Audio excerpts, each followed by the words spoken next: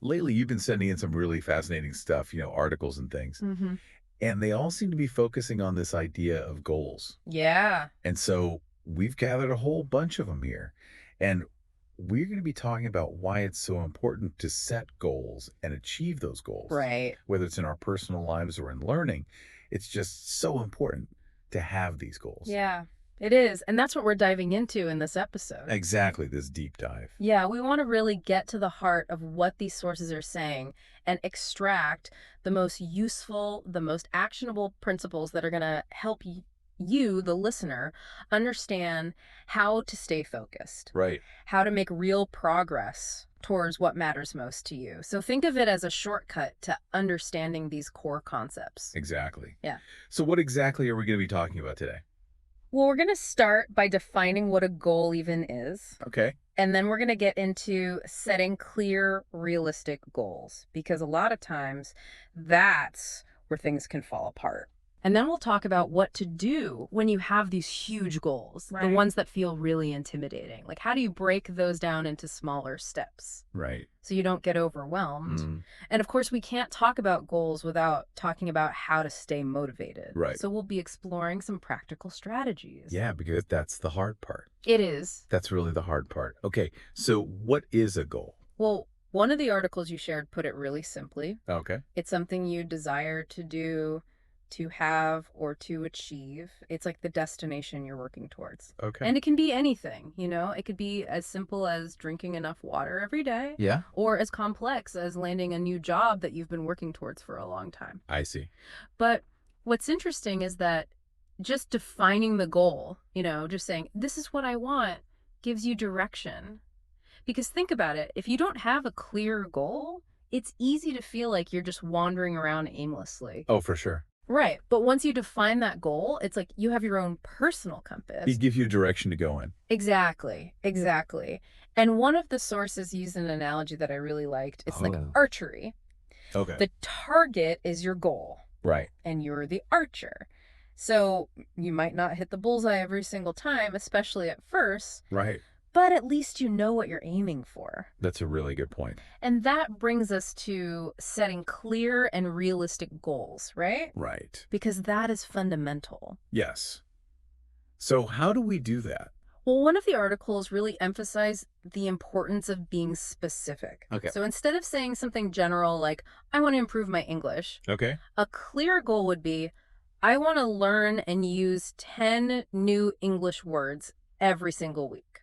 I see. So it's very measurable. It is. It's concrete. It's Mm. observable. You can actually see yourself making progress, and that's going to help you stay motivated. Yeah, because it's like, I want to be healthier. That's a great goal. But what does that even mean? Right. But if I say, I want to walk 30 minutes every day, I can actually do that. Exactly. That's something you can track. You can check it off your list. Okay, so we've defined what a goal is, Mm-hmm. and we've talked about the need for it to be clear and specific and realistic. Yeah. But what about those really big goals? Right. The ones that are just like so huge, they're kind of intimidating. Right. Like you're running a marathon Yeah. or becoming fluent in a new language. Yeah, like how do we even start with those? Right. It feels like climbing a mountain. Okay, Right. yes. Well, the sources highlight the importance of breaking those big goals down Okay. to smaller steps Okay. that you can actually manage. Okay. So, for example, let's say you want to read a novel in English. Okay. That can seem like a huge task. You can. Yeah. But instead of focusing on the entire book, Right. what if you set a goal to read just one chapter every day? I see. So each chapter then becomes like a mini goal. Okay. And every time you finish a chapter, you get this feeling of accomplishment and you build momentum. So it's like those little wins along the way. Exactly. Exactly. It's like that marathon runner, right? They don't just wake up one day and run 26 miles. Right. They start with shorter distances Right. and then gradually they increase it over time. Yeah. You don't just start with a huge goal. You have to work up to it. Right. And it can be helpful to think about making those smaller steps smarter goals. Oh, SMART goals. Yeah, I heard of those. Yeah, so that's specific, measurable, achievable, relevant, time bound. But you can also add evaluated and revised to that as well. Okay. So it's like regularly checking in, Okay. seeing how you're doing with those smaller steps. Okay. And adjusting them if you need to. Yeah, so you don't get stuck. Exactly. So those small, achievable steps, they really make those big goals seem possible. They do, they do. But, even with these small steps, it can be really hard to stay motivated It can be. over the long term. Right. So what can we learn about staying motivated? Well, your sources talk a lot about the importance of remembering your why. Right. Why are you doing this in the first place? What are the reasons behind your goals? Right. So if you're learning English because you want to travel to an English-speaking country, Okay. then try to visualize yourself there. Okay. Picture yourself ordering food, Right. having conversations with locals. That can really help you get your motivation back when you're feeling tired. It reminds you why you're doing it. Exactly. So you're not just thinking about the work involved, you're thinking about the end result. Right. And research actually shows that that kind of motivation, what they call intrinsic motivation, it's really powerful. That makes sense. And it's not just about that big end goal, right? It's also about those little victories along the way. Exactly. So every time you finish a chapter of that English novel, Right. or every time you complete a shorter run, Yeah. those are important milestones. Yeah. And you should acknowledge them. You should celebrate them. It doesn't have to be anything big, Right. It could just be taking a moment to really recognize your own effort Okay. and the progress you've made, because that reinforces those positive behaviors. So we're building good habits. We are. And another thing that your sources talk about is tracking your progress. Okay. So what does that look like? Well, it could be keeping a list of the books you've read in English, Okay. or logging your running distances. I see. And the reason this is so helpful is because when you see that progress, it's really motivating. It shows you how far you've come. It does. It's tangible proof that you are moving forward. Even when it doesn't feel like it. Even when it doesn't feel like it, exactly.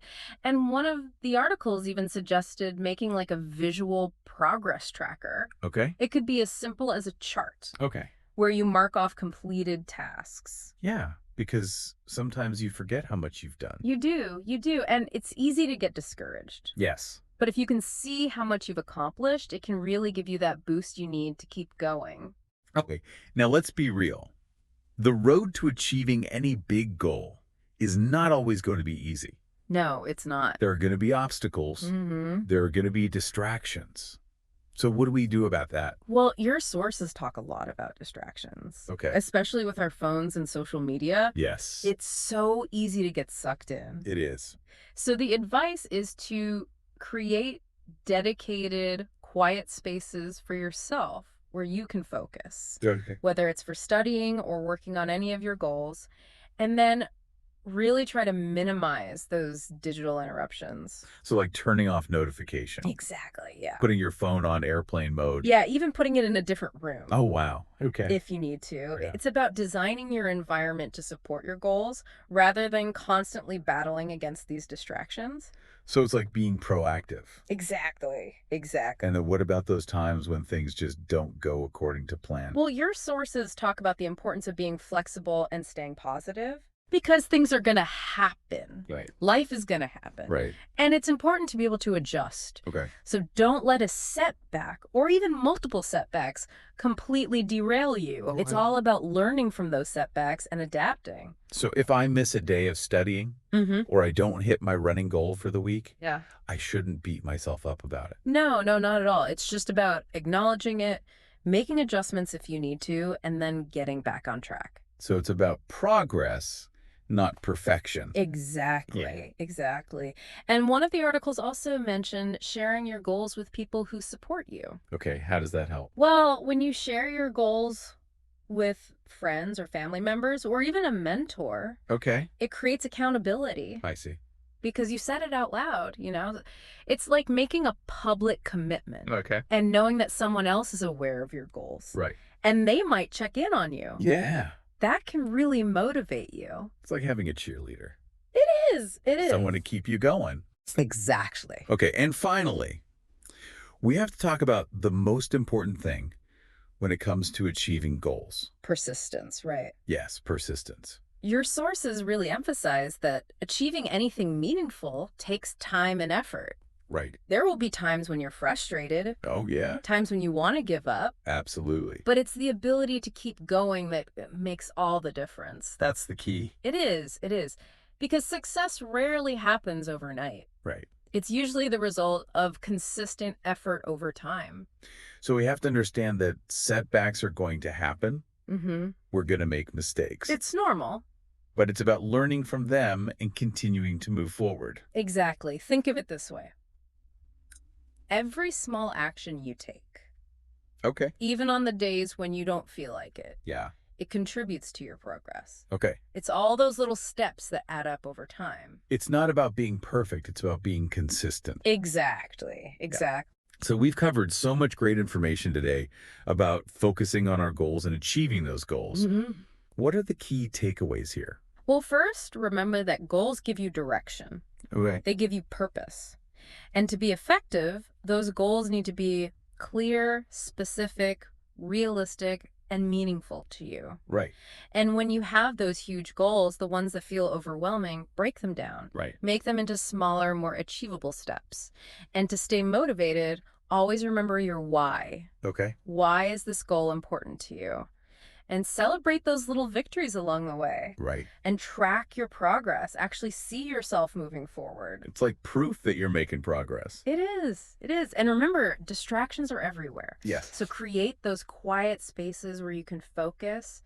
And don't be afraid to share your goals with people you trust. Okay. It can make a big difference. Okay. And finally, remember that persistence is key. Yes. Progress takes time. You will face setbacks.